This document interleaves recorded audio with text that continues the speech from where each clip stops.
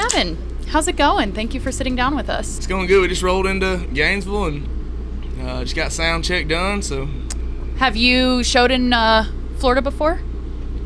We've had a couple shows in Florida, Jacksonville. I feel like we were just here, but we played Rock the Country down here. Oh yeah, we were there. In Ocala. That's the other time. That's where we live. So all of us.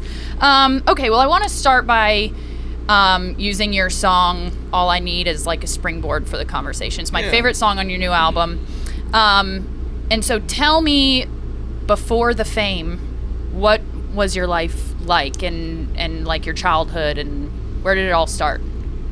So my daddy is a cattle trader, cattle farmer. Just a little did a little bit of everything in the cattle business. And my mom was a nurse.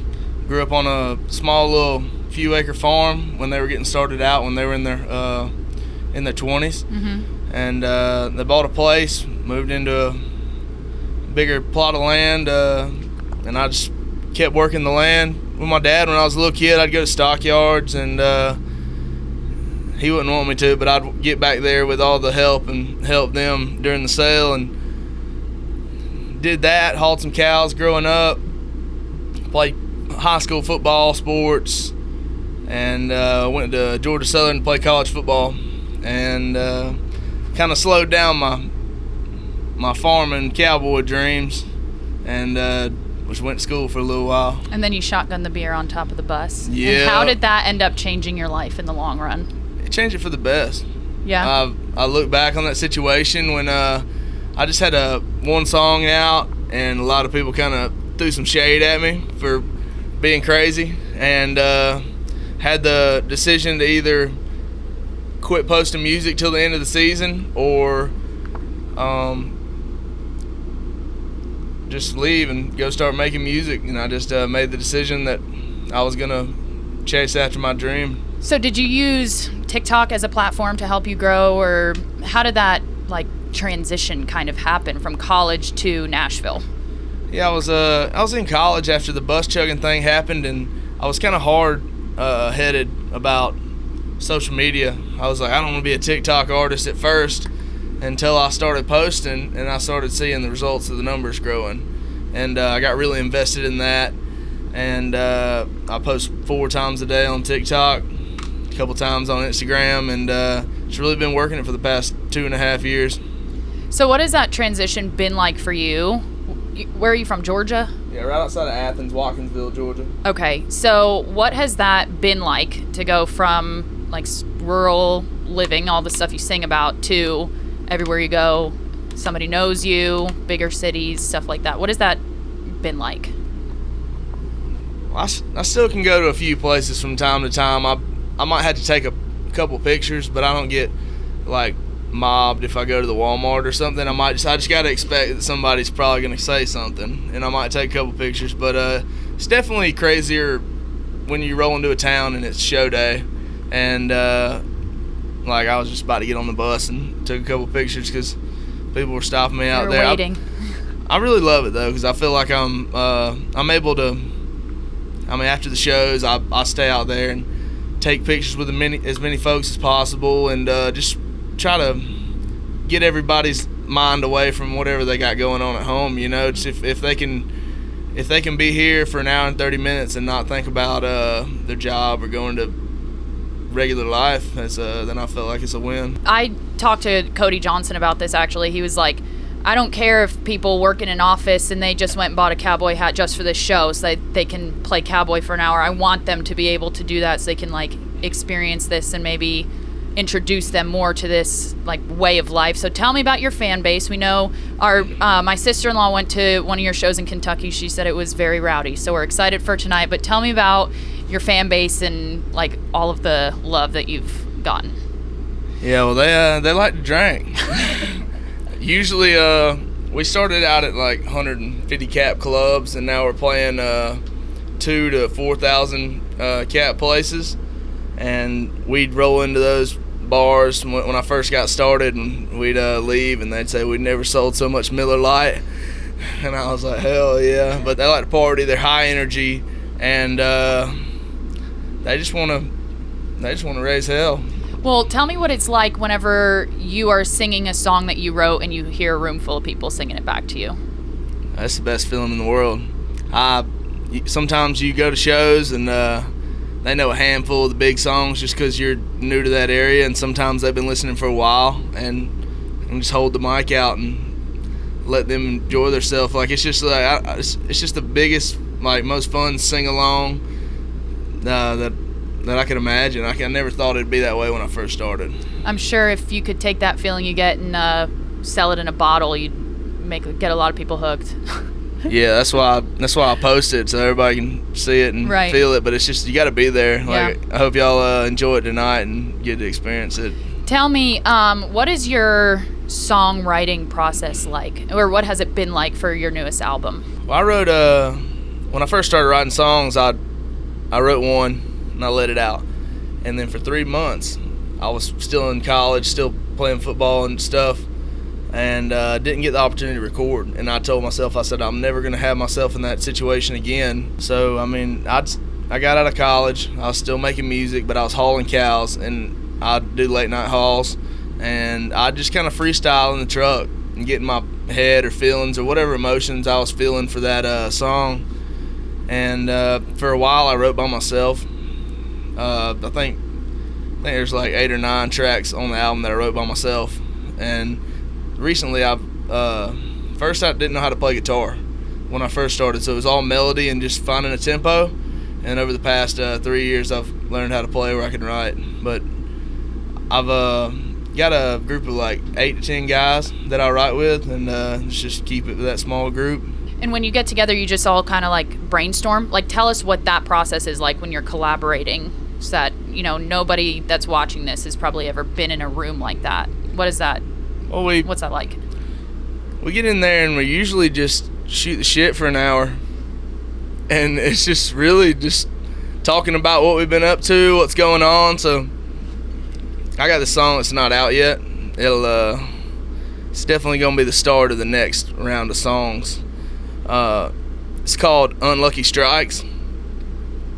And I got in the room and I was writing with Eric Dillon, who's wrote a bunch of Riley Green songs, and he's an artist himself, and he's got this sad song. It's called Man, I Miss That Dog. And we got in there and I told him, man, I love that song for the past year, but my dog just passed away recently, so I listened to it, and he was like, oh man, I love that song, I appreciate it so much. And he's mostly a writer, like he's writing all through the week. And then my buddy Jack that wrote on a few of the songs in the record, he probably wrote 5 or 7 of them. He said, man, I didn't tell you what happened to me last week. And I said, what? He said, my bank account got drained. And I was like, damn, that sucks. He said, but they figured it out and I got all my money back.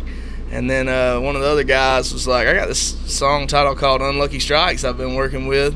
And I was just, I was like, cool. So I just started playing something, and it got the wheels turning. Yeah, everybody threw something in. And I'll show y'all a little bit of it. A little private serenade, perhaps? Yeah, it talks about how your dog died, and how you lost all your money, and your grandpa's getting old, and how your girlfriend's now on the run doing her thing with a bunch of running around with another man. Basically, yeah. But it goes like this. It's a banger. I love that.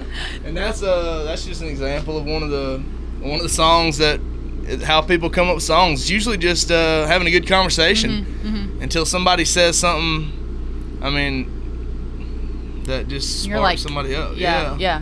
So you have quite a range, like Acting Up Again, your harder like rock and roll songs. Then you have Cigarette, which is probably one of your bigger songs. Are these a lot of just like, I gotta get this off my mind kind of thing? But you have a tendency for like the rock and roll side of country? I feel like everybody seems like it's easier to write a sad song. And when I wrote Cigarette, I was just like not wanting to go. I was going to a show and I just didn't want to go, and I was just like had somebody on my mind, and I got on an airplane to go open up Parker McCullum, and it was like 7 o'clock in the morning, and I was just on like a few cups of coffee, and I was just had some few Zens that morning, and I got on the plane, and I was like, caffeine, nicotine, fueling all my crazy dreams, and I was like, shit, I got to record that. So I got a voice memo on the airplane. Yeah, while it was flying, and landed, wrote about half of it, got home, wrote the rest of it, and I don't know. I just like to keep fans wondering what's next. I don't want to be this guy or that guy. Or I don't want to be stuck. I never wanted to let out one type of song where if I let something else out, your core fans you built would go, "Why'd you do that?" And which happens a lot. Yeah, a lot. People are like, "I'm different now. I want to let out something else." And now they put themselves in this corner that everybody expects, instead of just saying, "Hey, here's a real country song, and the next one's real rock, and then this one's kind of punk rock. Oh, you don't like that one? Here comes another one 6 weeks later, 8 weeks later. Don't worry, if you don't like it, then we're gonna let something else out. Mm-hmm. It's not if you don't like it, it's not for you."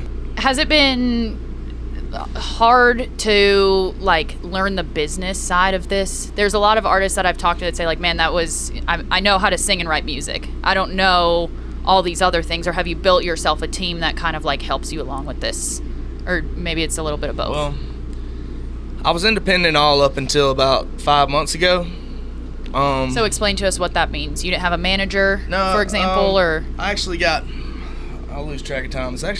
I got management 8 months ago, but that's how time works in my brain too. Yeah, it just flies. But first, I started in August of 21, and I didn't get management until January of 24. Yep. And I just was doing it by myself, releasing music through a independent. It was called Distro Kid. It's just the only way independent artists can let out your music. There's a couple sites kind of like it, and they'd cut you a check every month, and you get it out and take it to the bank yourself. And I was like, you know what? I don't really need all this. I don't need any guidance right now, because I don't want to dive into label and management and everything when I don't feel like I have enough worth to get a good like deal or a good shot at making it. Well, right, because I mean, I'm not a country music artist, but what I'm thinking is if you're too small when you cut a deal, you kind of like take whatever you can get, and then you get some growth, and now you're stuck into like a business deal like that. So yeah, sounds like that.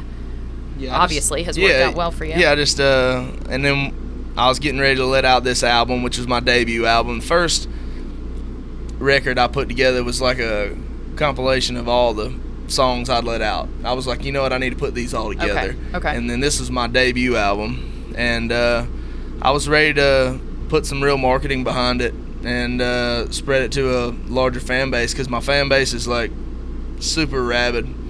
They outstream people with double my listeners, like maybe triple my listeners sometimes. Like on Spotify, there's monthly listeners, and there's people with 7 to 10 million monthly listeners, and I've got 3, and they're outstreaming those folks. Right. So I just needed to find a way to spread the brand to a different crowd, larger crowd. To be conscious of your time, let's finish with some rapid fire. Yeah. Okay. So tell me, with college football right around the corner, what are your like top 5 favorite college mascots? Gotta go with my Bulldogs out of Athens, Georgia. Y'all some Gator fans? No. Who do y'all like? Smokey. Oh, y'all Vols. Y'all don't want to get in this conversation. Texas Longhorns, just because I grew up on a cattle farm. LSU Tigers, pretty cool. The Horned Frogs are kind of cool out of Texas. And then Georgia Southern Eagles. Keeping it in the South too, which I like. Yeah. If you could build a Mount Rushmore of your 4 favorite country artists of all time, who would be on it? George Strait, Johnny Cash, Keith Whitley, Waylon Jennings. Nice. That was solid. Last question that we like to finish interviews with is, what'd you have for breakfast this morning? I had a bag of pickles from the truck stop and 2 cups of coffee. Breakfast of champions. I don't need a lot of breakfast.